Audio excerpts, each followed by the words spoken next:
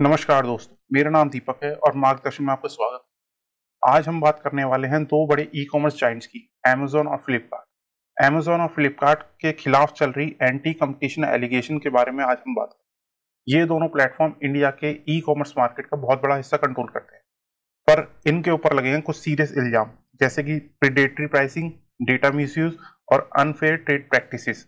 ये case competition commission of India CCI के सामने है, जहां इनकी प्रैक्टिसेस को मोनोपोली बनाने की कोशिश माना जा रहा है। चलिए डिटेल में समझते हैं कि ये पूरा मामला क्या है और किस तरह ये आम कंज्यूमर और छोटी दुकानों को अफेक्ट करता है। प्रीडेटरी प्राइसिंग का मतलब होता है किसी प्रोडक्ट को इतने कम दाम पे बेचना कि दूसरे कॉम्पिटिटर मार्केट से बाहर हो जाए। Amazon और फ्लिपकार्ट पे यही एलिगेशन लगे हैं कि ये लोग आर्टिफिशियली लो प्राइसेस रखते हैं, जिससे छोटे लोकल शॉप्स जो होते हैं वो कभी compete ही ना कर सके उनके साथ। एग्जाम्पल के तौर पे अगर आपको समझना है तो एक लोकल मोबाइल डीलर जो है, वो जो मोबाइल 10,000 में बेच रहा है, हो सकता है फ्लिपकार्ट या Amazon पे वो मोबाइल आपको 8 या 8,500 में मिल जाए। और ऐसा करके वो हैवी डिस्काउंट देते हैं और ये सेलर के साथ जो होते हैं वो टाई अप कर लेते हैं, जिससे रेट को नीचे गिरा सकें। बड़ा लॉस उठाकर भी ये कंपनियां मार्केट में अपनी मोनोपोली स्टैब्लिश करती हैं, जिससे कि लोकल कंपटीशन खत्म हो जाए। जब लोकल कंपटीशन खत्म हो जाता है तब ये प्लेटफॉर्म प्राइस वापस बढ़ा देते हैं, और ये प्रैक्टिस शॉर्ट टर्म में कंज्यूमर फ्रेंडली तो लगता है, पर लॉन्ग टर्म में मार्केट डोमिनेंस और प्राइस कंट्रोल करने का जरिया बन जाता है। इसीलिए इसे एंटी कम्पिटिटिव बोला जाता है। दूसरा मेजर एलिगेशन लगा है डेटा मिसयूज का। Amazon और फ्लिपकार्ट अपने प्लेटफॉर्म पर लाखों सेलर्स को अलाउ करते हैं कि वो वहां पर आके अपना प्रोडक्ट बेच सकते हैं, पर ये कंपनी सेलर का इंटरनल सेल्स डेटा एक्सेस करती हैं, जैसे कि प्रोडक्ट का डिमांड क्या है, ये किस दाम पे बिक रहा है, कस्टमर रिव्यू क्या आ रहे हैं। फिर वो डेटा को यूज करके अपने प्राइवेट लेवल लॉन्च करते हैं, जैसे कि Amazon बेसिक्स या फ्लिपकार्ट स्मार्ट बाय। ये अपने ही सेलर के प्रोडक्ट को रेप्लिकेट करके सस्ता वर्जन लॉन्च कर देते हैं और फिर अपने प्लेटफॉर्म पर उसको ज्यादा विजिबिलिटी और प्रमोशन देते हैं।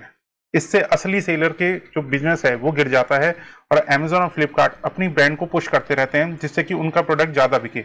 ये अनफेयर एडवांटेज का केस है, जहां प्लेटफॉर्म खुद जज, ज्यूरी और प्लेयर सब कुछ खुद इनके कंट्रोल में होता है। इस पर सीसीआई ने Amazon के खिलाफ पहले ही जांच शुरू कर दी है।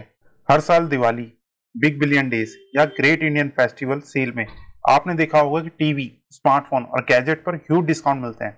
लेकिन ये डिस्काउंट पॉसिबल कैसे हैं? Companies logistic cost, warehousing और सेलर कमीशन को बहुत ज्यादा सब्सिडाइज करती है।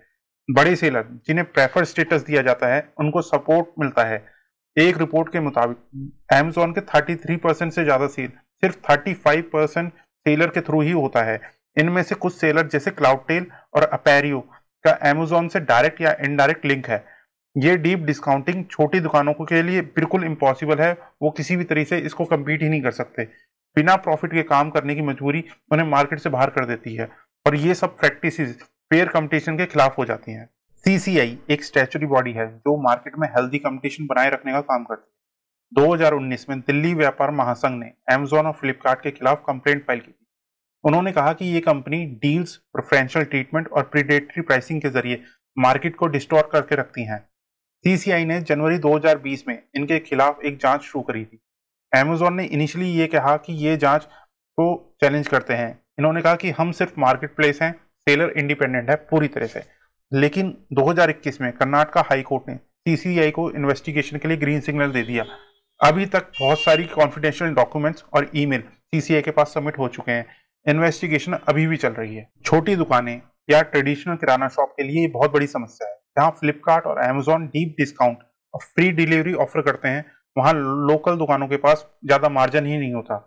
उनका फुटफॉल पहले ही बहुत कम हो चुका है और कस्टमर ऑनलाइन ज्यादा प्रेफरेंस करते हैं। बहुत सारी इलेक्ट्रॉनिक्स और बुक सेलर ने तो अपना बिजनेस ही बंद कर दिया है। जब प्लेटफॉर्म खुद सेलर ही बन जाएगा तो फेयर प्लेइंग फील्ड खत्म हो जाती है। ऑफलाइन रिटेलर्स का कहना है कि इन प्लेटफॉर्म के कारण लेवल प्लेइंग फील्ड ही नहीं मिलती। बहुत सारी एसोसिएशन ने तो बॉयकॉट भी अनाउंस किया था फेस्टिवल सीजन में। इंडिया की इकोनॉमी में रिटेल सेक्टर बहुत बड़ा कंट्रीब्यूटर है, पर अगर ये सेगमेंट ही क्राइसिस में चला गया तो एम्प्लॉयमेंट भी अफेक्ट होगा। गवर्नमेंट ने इस इशू को काफी सीरियसली लिया। उन्होंने एक ई कॉमर्स पॉलिसी 2021 में ड्राफ्ट की थी। उसमें कुछ इंपॉर्टेंट गाइडलाइंस भी दी गई थी। जैसे कहा गया था कि ऐसे प्लेटफॉर्म किसी भी तरह के डेटा का मिसयूज नहीं कर सकती। दूसरी इंपॉर्टेंट बात ये कही गई थी कि वो जो अपने सेल्फ ब्रांडेड प्रोडक्ट्स बनाएंगे उसको वो ज्यादा प्रमोट नहीं कर सकते। और तीसरी इंपॉर्टेंट बात ये कही थी जो फ्लैश सेल्स है और डीप डिस्काउंटिंग पर पूरी तरह से रिस्ट्रिक्शन होगा। रिलेटेड पार्टी सेलर्स को भी उनको डिस्क्लोज करना होगा। पॉलिसी का ऑब्जेक्टिव बिल्कुल फेयर था कि ट्रांसपेरेंट और non discriminatory e commerce system बनाना है, लेकिन अभी तक ये पॉलिसी फाइनल ही नहीं हुई है। दूसरी तरफ से जो लॉबिंग ग्रुप है वो इस ड्राफ्टिंग पॉलिसी को इन्फ्लुएंस करने की पूरी कोशिश कर रहा है, और पर सरकार का मानना है कि जो कंज्यूमर है और जो स्मॉल बिजनेस है, इन दोनों को प्रोटेक्शन मिलना बहुत जरूरी है। कई बार अमेजोन और फ्लिपकार्ट ने कोर्ट का सहारा लिया इस इन्वेस्टिगेशन से बचने के लिए। अमेजोन ने कर्नाटका हाई कोर्ट में सीसीआई को चैलेंज किया था, लेकिन कोर्ट ने कहा कि इन्वेस्टिगेशन होना चाहिए, अगर आप गलत नहीं हो तो आपको डर किस बात का है। दूसरी तरफ सुप्रीम कोर्ट ने भी सीसीआई की जांच को कंटिन्यू रखने को कहा था। इसके बाद अमेजोन ने कुछ सेलर्स के साथ टाइज खत्म करने का अनाउंसमेंट किया, पर कुछ एक्सपर्ट कहते हैं कि ये सिर्फ कॉस्मेटिक स्टेप है, ये बैकडोर से सब कुछ वैसे का वैसे ही है। इन प्लेटफॉर्म का एल्गोरिदम्स, स्पॉन्सर्ड प्रोडक्ट और रैंकिंग सिस्टम अभी भी बायस्ड हैं। रेगुलेटरी एक्शन तभी इफेक्टिव होगा जब ट्रांसपेरेंट गाइडलाइंस और स्ट्रॉन्ग पेनल्टी इंप्लीमेंट की जाएंगी। इंडिया का ई कॉमर्स मार्केट 2025 तक $100 बिलियन से ज्यादा का हो चुका है, तो ऐसे में फेयर रेगुलेशन और कॉम्पिटिटिव प्रैक्टिस का होना बहुत जरूरी है। रिलायंस और टाटा जैसे नए प्लेयर्स भी इस मार्केट में आ चुके हैं। ONDC, open network for digital commerce, भी एक नया इनिशिएटिव है जो मोनोपोली को तोड़ने के लिए डिजाइन किया गया है। इससे छोटी दुकानों को भी डिजिटल प्लेटफॉर्म का बेनिफिट मिलेगा। फ्यूचर में अगर रेगुलेशन सही इंप्लीमेंट हुए तो कंज्यूमर और सेलर दोनों का फायदा होगा, पर अगर सिर्फ पॉलिसी बनी और इंप्लीमेंट नहीं हुई तो मार्केट सिर्फ कुछ ही प्लेयर्स के हाथ में चला जाएगा, तब असली नुकसान होगा कंज्यूमर का। Amazon और फ्लिपकार्ट ने इंडिया में ई कॉमर्स को पॉपुलर बनाया, बिल्कुल सही बात है, लेकिन ग्रोथ के नाम पर अगर आप रूल्स का वायलेशन कर रहे हो तो वो किसी भी सेक्टर के लिए सही नहीं है।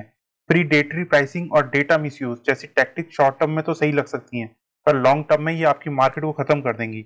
सीसीआई जैसे रेगुलेटरी बॉडीज का काम है इन प्रैक्टिसेस को चेक करना और सही से रेगुलेट करना, लेकिन पब्लिक अवेयरनेस भी बहुत जरूरी है। हमें भी समझना होगा कि सस्ता प्रोडक्ट लेना हर बार सही नहीं होता, कभी कभी हमें स्मार्ट डिसीजन भी लेना होगा। सपोर्ट करो उन बिजनेस को जो ट्रांसपेरेंट भी हैं और फेयर भी। अगर आपको ये वीडियो इन्फॉर्मेटिव लगी हो तो ज़्यादा से ज़्यादा इसे लाइक करें, शेयर करें और सब्सक्राइब करें। मिलते हैं अगली वीडियो में, तब तक के लिए धन्यवाद। जय हिंद। सोचिए, एक ही एग्जाम है, कुछ लोग सफल होते हैं, कुछ लोग फेल, लेकिन फर्क सिर्फ मेहनत का नहीं, फर्क होता है सही नॉलेज और सही स्ट्रेटेजी का। क्या हमें जो पढ़ाया या बताया जा रहा है, क्या उसका दूसरा पहलू भी है? दो तरह के बच्चे होते हैं, पहले वो जो अशिक्षित है और दूसरे वो जो भटके हुए हैं। तो आप किसी एग्जाम की तैयारी कर रहे हैं या नए नजरिए से सोचना चाहते हैं तो आप सही जगह पे हैं। तो ये चैनल आपके लिए गेम चेंजर हो सकता है। यहाँ मिलेगी आपको insightful knowledge, education specific content और वो समझ जो आपको सिर्फ मार्क्स नहीं बल्कि रियल लाइफ विजडम भी देगा। और हमारी वीडियो इन्फॉर्मेटिव और वैल्यूएबल लगती हो तो लाइक करें, अपना ओपिनियन कमेंट में लिखें और वीडियो को ज़्यादा से ज़्यादा शेयर करें और चैनल को सब्सक्राइब करना मत भूलना। मिलते हैं अगली वीडियो में। धन्यवाद। जय हिंद।